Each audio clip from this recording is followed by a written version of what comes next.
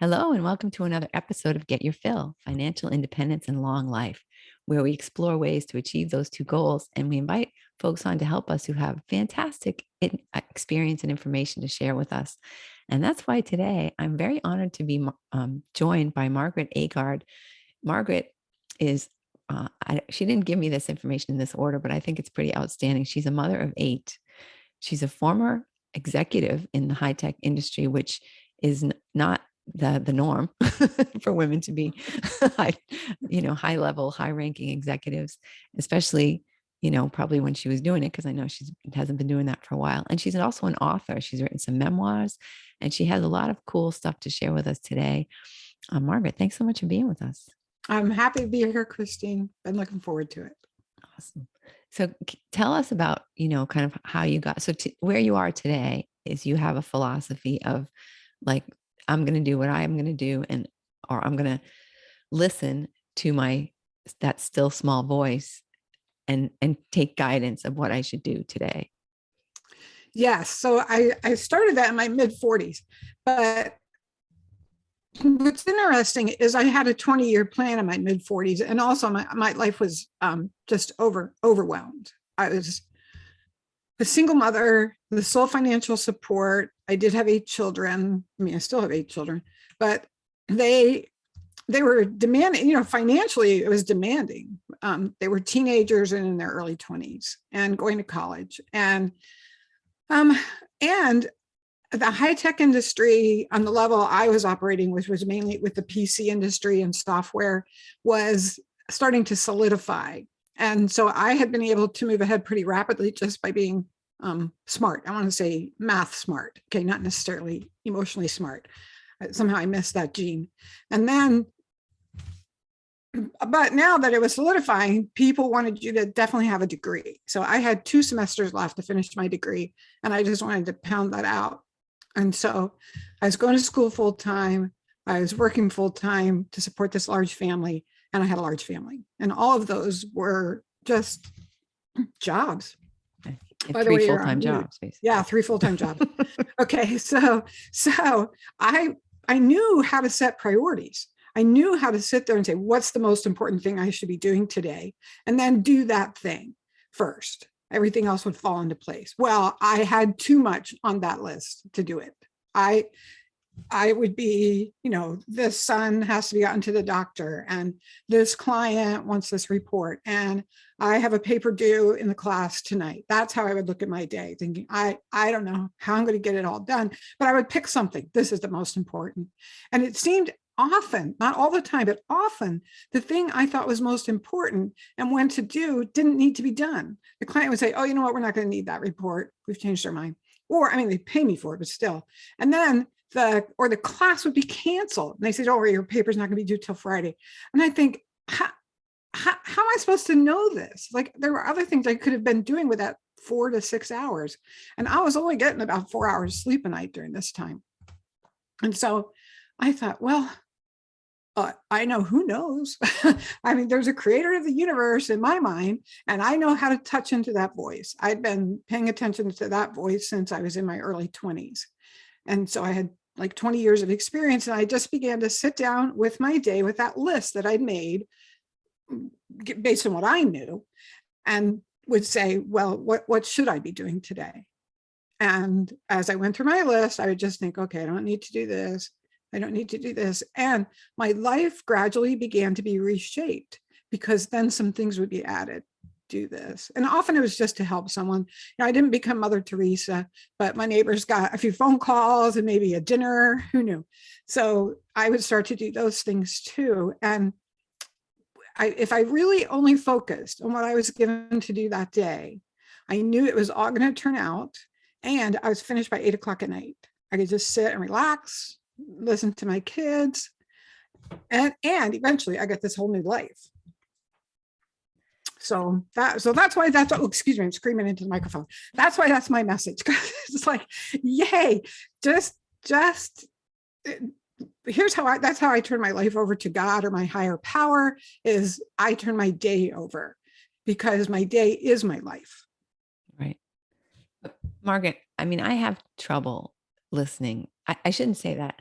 I have trouble discerning which one of the many voices in my head is the voice, right? Because, sometimes, like, this is a silly thing. Sometimes I'll be leaving the house and I'll get this thing, this little nudge that says, oh, you should bring this. And I think, and then another voice at the same time is saying, what do you need that for? Right. And it's and that's a very silly, simple example, but No, it's how it is. these are dueling voices all the time in my head. And how do you know which Yes. one is the How one? do you know? Yes. Okay. So I have 3 ways that I do it. But in that case, Christine, what I do is I'm like, well, what's going to hurt to bring it? I just go get it. And, once it was so dumb. It was like, I'm in a writer's group, bring an extra pen to the writer's group. And I thought, okay. So I stuck one in my pocket and I sat in a different place than I usually do. And as we started to critique each other's pieces, the man next to me said, oh, I forgot my pen. I was like, aha, God knew. Yeah, I mean, who forgets a pen to a writer's group where you're going to be critiquing? But he did. So that's one of the ways I deal with that. Christina's like, well, it wouldn't matter, just do it. But the way I really learned to discern the voice, and I'm just going to mention this, I hope you don't mind, but usually the stories I share in here are in the books. People sometimes think, oh, I'd like to share that with a friend. They're in the books or they're on my blog. So in this case, it's in the book. When I was in my 20s, I heard a woman say, I knelt and prayed. And then I know I'm supposed to wait until I hear something or write in my journal. And I was like, what? I thought you just prayed and then got up and went about your day and either things happened or they didn't. So I went to God and said, I don't know how to hear your voice. And I would like to learn. And I don't even know how you could help me learn to hear it since I don't hear it like that. Right. So I have some issues. Kind of feel like a chicken and egg, right? Right. Yeah. Which is so the answer started to come that week. I was, like I said, I was in my 20s. I had some little children. I was starting to make a big pot of chili. Only this pot just got so big. I had to actually get another pot out because it was like, oh my gosh, this is huge. And the answer and the thought came like you had this little nudge. So, oh, invite the Jones family to dinner. And I thought, I was having to dinner Friday. It's Monday. I'm not going to do that. Doesn't make sense. They think that's weird. And so I'm working away on the chili and the thought comes again, invite the Jones family to dinner. And I thought, well, tonight's the night we keep just for our family. And I have a little lesson plan for my kids. We're going to do a little scripture study. And then the thought came the third time, well, invite the Jones family and invite them to stay for your lesson. And that's when I had, I wonder if this is God. That thought, okay, I'll just do it. It's like shouting at you at that point. Like, you asked how to hear me, now pay attention. Right. You would think, but it's just the same quiet little voice over and over. I've never had one of those yelling, stop. My husband's had that, like, stop. And they get out and they look and the car's about to go over a little cliff. So yeah, no, I've never had that. I mean, I would have gone over the cliff. It's always very quiet. And so they came to dinner and we had our lesson. Well, it happened to be on tithing and the benefits that come. And it's interesting how many financial experts who completely leaving religion out of it will tell you, give away 10%. And it just keeps growing. It's like saying gravity works. Gravity works whether however you believe we got gravity. Yeah. So we're teaching them about tithing. And at the end of it, the father of the Jones family says, need to tell you this. We were committed to paying tithing, but we had gotten behind and we wanted to catch it up. Now, I personally don't recommend it. I personally would say, just start where you are and start fresh, start again. Yeah. But he wanted to catch up and they got a check-in. He often did consulting and it was enough to catch up their tithing or to buy food. Or maybe, they could split it. But so anyway, they were going to church. So they prayed about it and they decided to pay their tithing. And he said by the time he left church that Sunday, they had invitations to dinner every night of the week, except Monday, and I thought, okay, so I know that's God. I don't always find out that it's God, but that week, 3 things like that happened. Wow. It was so consistent that I had this sense, if the quiet thought keeps coming back, and it's not about whether or not I should eat that piece of chocolate, about how big, because that one you're going to go back and forth all day. Right. Right. But That it's should always about, be a yes. yeah. Yeah. Just stop arguing and do it. But, well, can I start a tiny little story here? We, for funerals, you take ham, right? So someone died in our group, and just a couple of days ago, and my husband and I went and got a ham, and it was one of those spiral hams that are wrapped in gold foil. You know those? Have you seen those? Yes. So as we're walking out of the store, I hear a little girl say to her mom, "I have never seen a piece of chocolate that big before." She's like, ah. So anyway, I love that. That's a great story. I know. But I'd like to. Yeah, that's what we were thinking. Yeah. I had no idea what I was talking about before I had to tell you that. You're talking about the Jones and the voice. And the voice, the quiet voice. If you hear the repeating of the voice, yes, it's the voice. Yes. So I'm still have to do that, because I'm like, is this God or my ADHD, chiming in? And so some similarities, right? Yeah. We should do this. And anyway, so yes, often it does come 3 times, and it's the 3rd time. Maybe they give up. He gives up after that, or maybe it just he would keep going, but I finally get it on the 3rd time. And the second thing I've noticed is it does help to journal. If I'm truly trying to find out something, as I journal after I've prayed, I'll suddenly realize thoughts are coming to me that aren't me. And that's how I know it. Sometimes I run into a book, or sometimes people will tell me something, but often it comes from journaling. Mm-hmm. And the third thing is the voice is concise and uses words I know. I never have to go to the dictionary. And so we were going to Alaska, and I didn't particularly want to go on to Alaska. We were working as missionaries at the time. And so we were going to Alaska, and I'm thinking cold, dark, grizzly bears. And so as I'm trying to prepare, I said, what else do I need to do to prepare? And the thought came immediately. Often the thought is immediate. It was, take a brisk walk every day. Now, I know the word brisk. I never use that word ever. I can't even think of a single time I've ever said, oh, it's brisk out. But as we did it, as I heard it, that's what I thought. That's exactly how that voice speaks. It's very clear, very concise, doesn't multiply words. I mean, we all know brisk walk. It's not a jog. Right. And it's not, walk along smelling the roses. Get that heart rate up. So those are the 3 things I would say help me. Just when you pray, are you asking a question, or are you just, how does the whole, talk me through the whole process? So you have a problem, maybe you don't know what to focus on. You have a lot of stuff coming at you. What's your process to get an answer to that? Well, he has actually stepped me through my life, where a lot of things that I used to do, I no longer do. And it's the idea of good, better, and best. I'm not the kind of person who has to choose between robbing the bank or taking food to the neighbor. It's, it's more like, am I going to, practice my harp today? Or what am I going to do? Or does someone need a call? That's why I know it's not me. Often someone needs a call, and that thought comes. But my process looks like this. I used to do it in the morning. The problem with doing it in the morning is that I'm already set on my plan. I am ready to go. And I really hate it when God tells me not to do what I have planned to do. I don't like to be micromanaged, but I have found that if I do it the night before, it's good. And most of us are kind of thinking about the next day, the night before anyway. Some of us write it down, some of us don't. I'm talking to some people who write it down, who, like me, if it's not on the list and I did it, I write it on the list so I can cross it off. And so, so at night, I can take that list. I've kind of thought through my day. And then I say that question. Now, instead of saying, what should I do today just to survive? It's, what do you want me to do today? And as I look at the list, sometimes I think, well, this is a very short list. I'll be done by noon.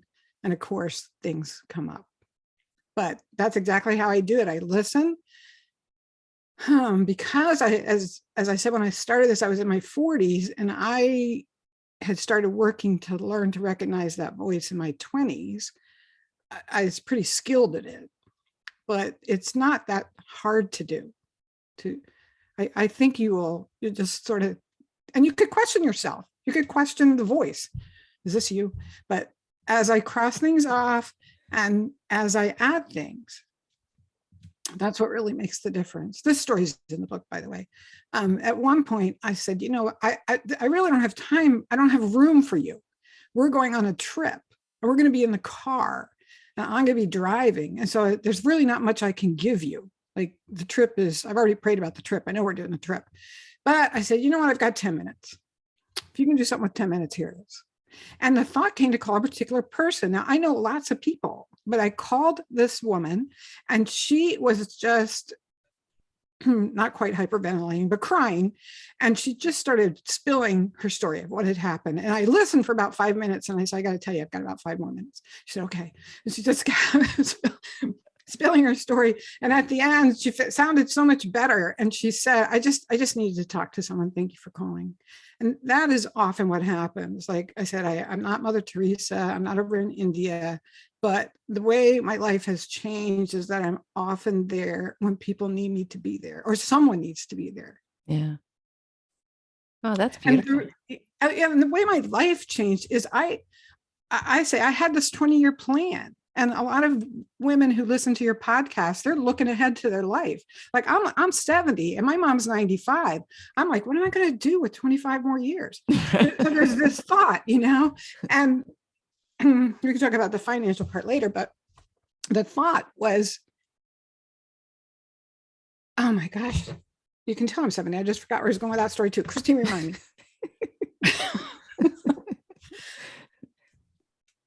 Oh, my life changed. Yeah. So as this sort of gradual thoughts would come, do this, like when I was like late 40s, early 50s, before blogs were big, it was write your stories on the internet, write your life, not your stories, your life.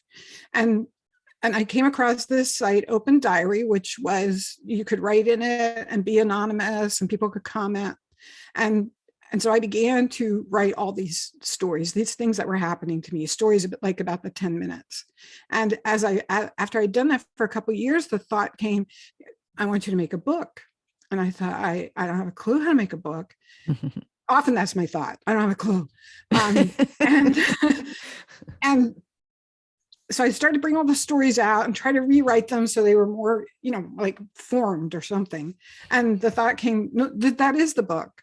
Stop trying to fix it. Just however you wrote it there, people responded on Open Diary, they'll respond. Just that's the book. And that became my first memoir. Wow. Yeah. So here was my plan. My plan was I was going to stay single. My plan was I was going to work for 20 years for this company that had a 20-year growth plan. When my youngest son graduated from high school, I would be able to travel and I would move up rapidly in the executive ranks because I was limited by how much time I could travel with being a single mom. Yeah, I needed a wife. I couldn't get one. And so we all need one. Yeah, we all need one. And so I was going to live by a lake. And at some point, like right now, I was going to go off and serve missions because kids would be raised and I would be retired. And that was my plan. Well, God's plan was that I was going to get married again. I was going to stop working in the high-tech industry. I was going to write books. And it turns out I like his life a lot better than the one I had planned. Yeah. I love this life. So isn't that amazing? And that was one of those things where he would tell me things in advance sometimes, that voice. Was, you're going to meet the person you're going to marry in the fall. There was no punctuation in it. So I thought I was going to meet and get married in the fall, but it was actually you're going to meet the person you're going to marry, comma, in the fall. Meaning you're going to meet him then, but you're not going to marry him then. So, right. Yeah. Mm-hmm. But that's, when that happens, like, so you get a little voice that says, I'm going to meet the man I'm going to marry. Are you suddenly like looking for someone that you wouldn't have been looking for before, more open to the idea? Well, it takes a while because what I said back was, listen, I realize I'm in a bind right now, but it's a short-term bind. And I have 2 teenage boys at home. 2 teenage boys, stepfather, I'm not seeing it. And I really don't want another husband. my first marriage wasn't particularly happy.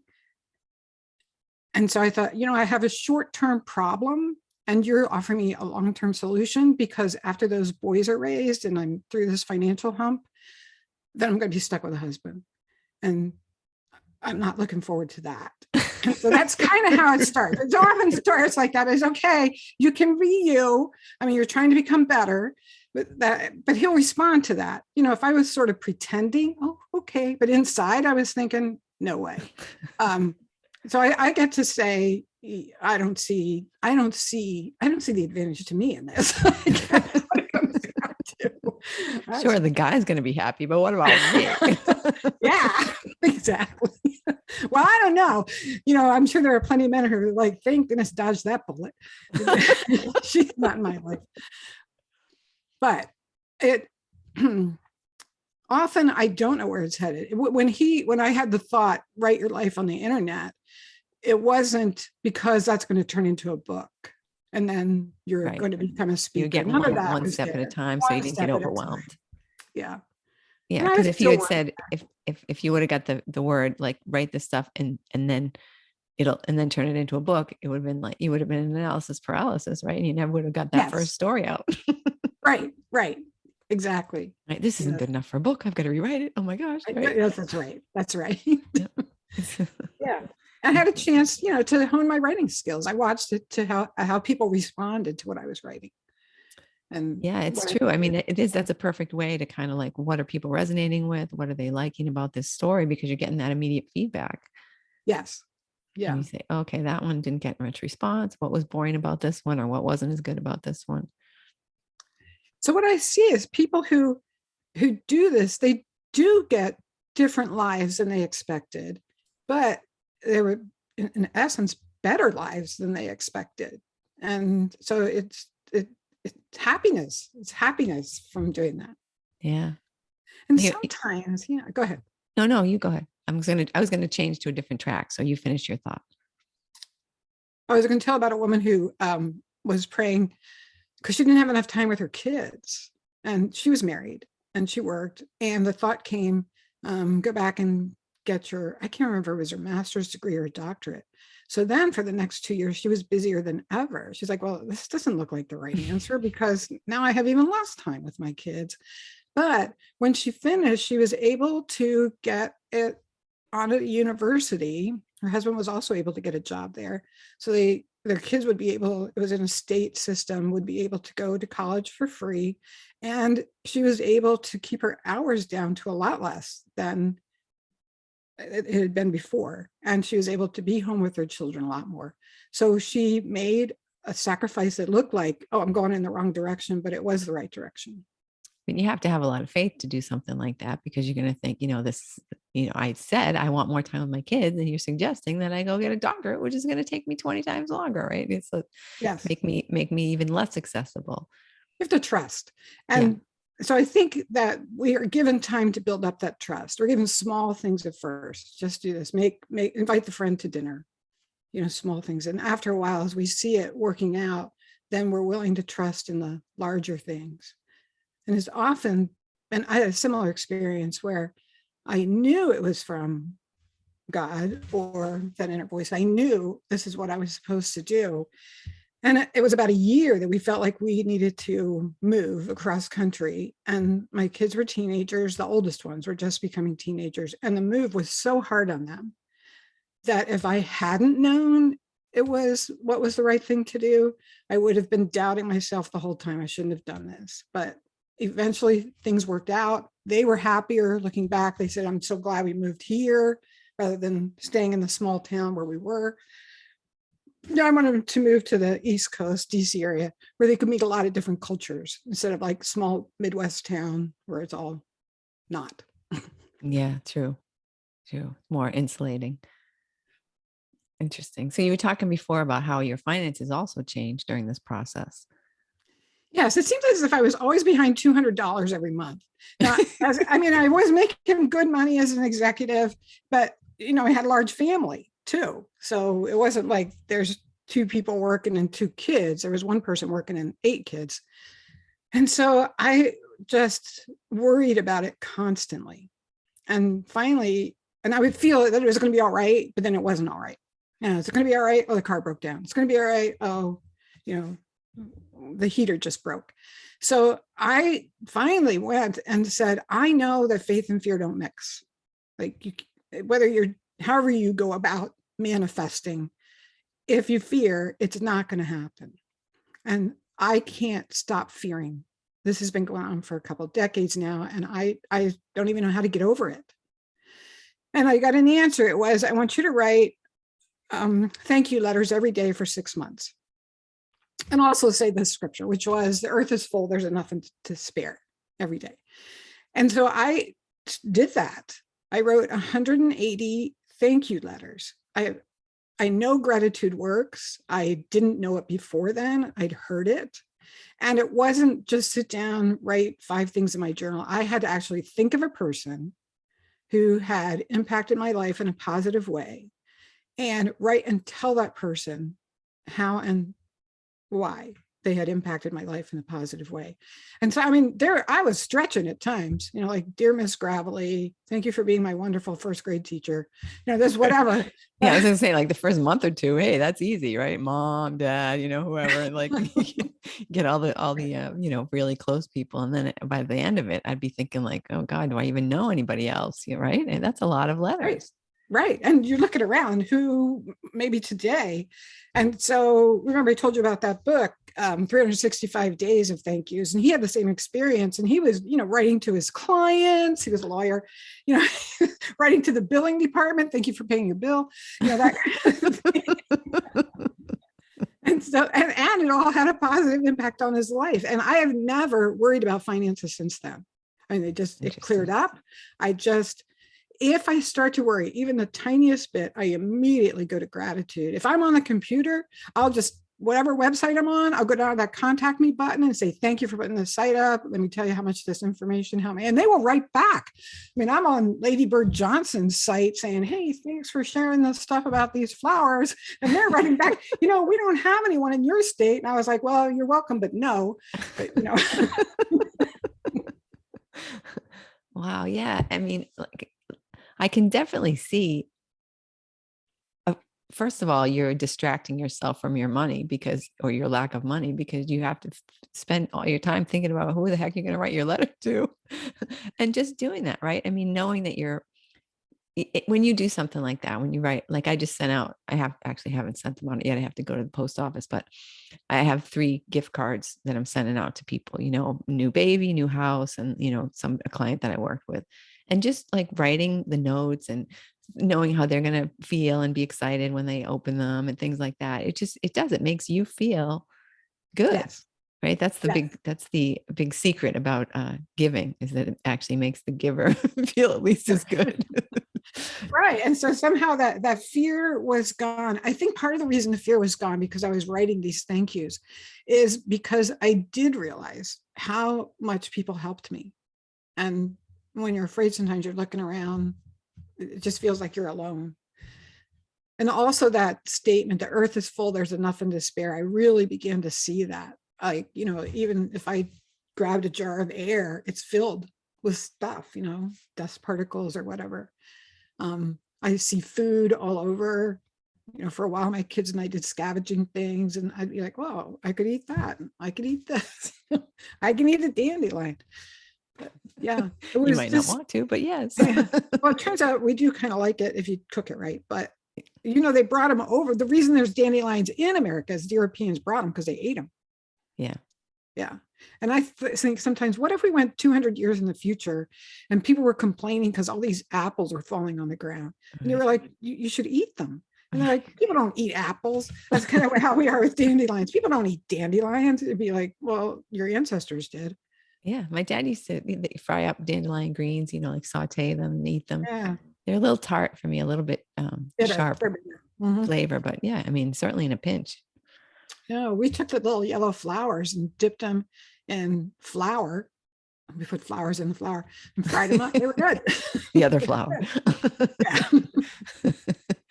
Yeah. I mean, why not?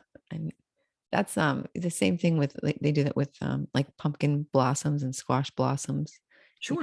You can saute them, put them in salads, fry, like you say, dip them in flour and kind of fry them, right? All But kinds of stuff. there was this other story I wanted to share, Christine, because a good and happy life isn't all about money. Once you have enough, there's a certain sense of enoughness. Right. And once you're past the fear, like no matter how much I have, it's not going to be enough. There's other things. And during this time, it was right after the marriage ended, and I was lonely. That's how I felt. I felt lonely. And, there's always men. But I didn't want that. I did want a good friend. And so I even kind of described her. Here's why: I want someone who, will really get me, and that I understand her, and a huggy type. I needed some physical affection. I just wanted some hugs. And so I'm doing that thing. What should I do today? And I remember, I don't remember doing it, actually. She tells the story that apparently I showed up at her house with a dinner, and we were going to the same church, but we didn't know each other. And she was like, I don't know why that woman brought me dinner, but I want to be her friend. And so we started doing some things together, and she became like my best friend, like in third grade, only we could drive. Also, we had wallets with money. So, it worked well. And I just think about that I prayed for a friend, and I did an act of service, and I ended up with this best friend. It's cool, huh? You reminded me of a situation. I was at a trade show, like a convention. I'm a real estate agent, so it was like a real estate Right. convention in, I think, Seattle or somewhere far away from me. I'm in Boston. Yeah.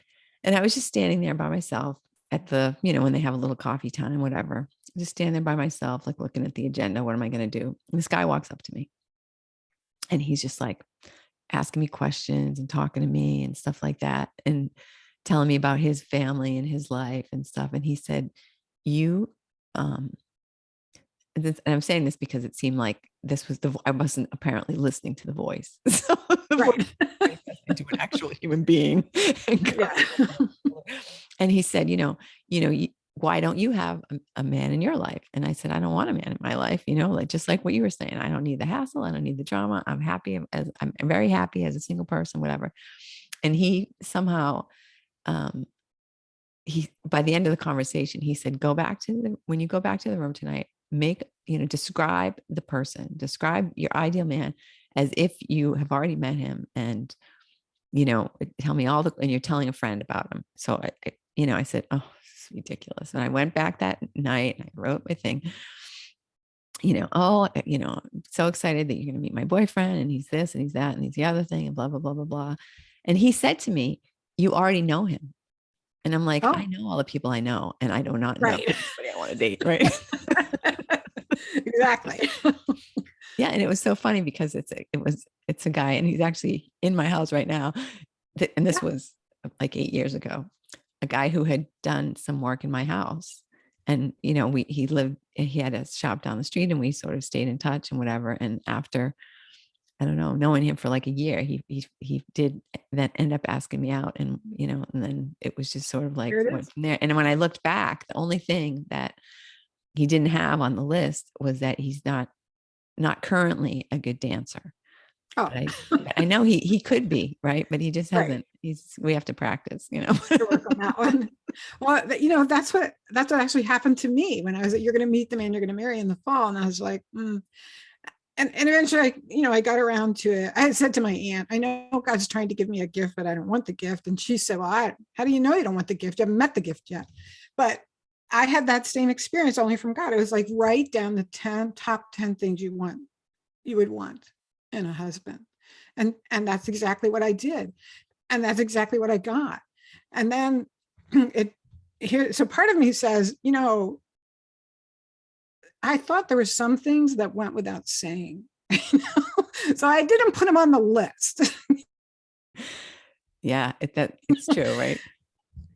My list was so specific. I even was like, he's taller than me so that I can wear heels, when we go out and stuff. Like, it was so specific, like right down to the, because I actually thought about the people who I was thinking about in my life, and why don't I want to date this person? So I just put stuff in there like, okay, that's why this person's not applicable, and it was really very anal list. Yeah. Oh, I'm glad I think did that, right? Because, yeah. I mean, there's nothing wrong with a shorter guy, but I kind of like, a taller guy. I kind of like being able to wear heels sometimes, like just silly stuff. But Yeah, well, I put things like, good sense of humor, manages his money well, that kind of thing. yeah, And, and thinks I'm great. And then, but what I left off was likes to eat what I like to eat. And so my first husband is lacking an enzyme. He can't eat red meat and he didn't like fish. That doesn't leave a lot to cook with. So oh, we did a wow. lot of vegetarian meals. Well, it turns out my second husband doesn't like onions or green peppers and is allergic to mushrooms. So try cooking that way. Like, oh, really? Like every recipe in the world starts with chop an onion. I mean, unless it's pie. But yeah. So I It's was funny like, because those what? are the three things I won't eat: mushrooms, peppers, and onions. Oh, there you My go. poor Italian See? boyfriend, right? The same I thing he goes know. to cook. Like, what the heck am I going to make for her? Exactly. That's Next, she'll tell me you don't want any garlic. Oh, then we'd really be in trouble. Yeah, we have kind of worked our way around. He's okay with leeks. And, okay, that's enough on that subject. But yes, it was like one of the things I didn't think, well, I only had 10. Didn't occur to me to put that down. Right. But, If you would have given me 50, we'd have a yeah. whole different situation here. Yeah. Probably didn't want to go that far. Awesome. So, Margaret, what are some tips? Like if someone's kind of struggling and they know that, they can't help themselves out of the situation that they're in, right? That they know they need some kind of external guidance or assistance or whatever. Like what advice would you give to people to help to get them onto the right groove and the right path? Well, I would say just what I've been saying, that I would start with today, like just today. And it's a step-by-step process. Say, what do you want me to do today? And just do that. If you tried that for a week, I think you would get committed. And the second thing that I know is if you're praying for something and an opportunity to be of service comes up, take it, because that's the way to your answer. What I know about service is either it's because of our service or through our service that we get what we're looking for. Yeah. And that even like psychologically, even if you have absolutely no belief and you think that you're alone on the planet and there's no higher power, just helping other people makes you feel more generous. It makes you feel, I mean, there's all these studies, right? If you they did this thing with $5, they gave people $5 and like some of them could keep it and buy something for themselves. Some of them could save it. And some of them had to find somebody to give it to, a complete stranger to give it to. Right. And by far the people who gave the $5 to a complete stranger reported much higher levels of feeling good and happiness than any of the other categories. And when we feel good and happiness, that attracts good, happy things into our lives. It really does work. I have a son who gets depressed, and when he runs, he gets out of it. And I would ask him sometimes, have you been running recently? And he said to me, Mom, running doesn't solve problems like these. I said, no, but if you run, you have the energy to solve the problems like those. Right. Now, I'm not a runner. I finally got a rowing machine because I get to do it sitting down. Isn't there an exercise that doesn't involve sweating? That's right. It's not ladylike. Yeah, that's right. So, Margaret, how can people get in touch with you? How can they buy your books? How can they, learn more about you, read your stories? So in hisfootsteps.com, right on the first page, there's the books and how you get them. There's my social media links are there. And there's some of my videos are there. There's kind of one of those scrolling things on the bottom, and it'll show some of the stories that I haven't shared on here that are there, that are in the blog. And also there's an opportunity to get a newsletter. 2 of my books are out. The 3rd one I'm working on. And I like to promise people, you're not going to get spammed. I'm too lazy to spam you. You'll be lucky to get 1 newsletter a month. That's it.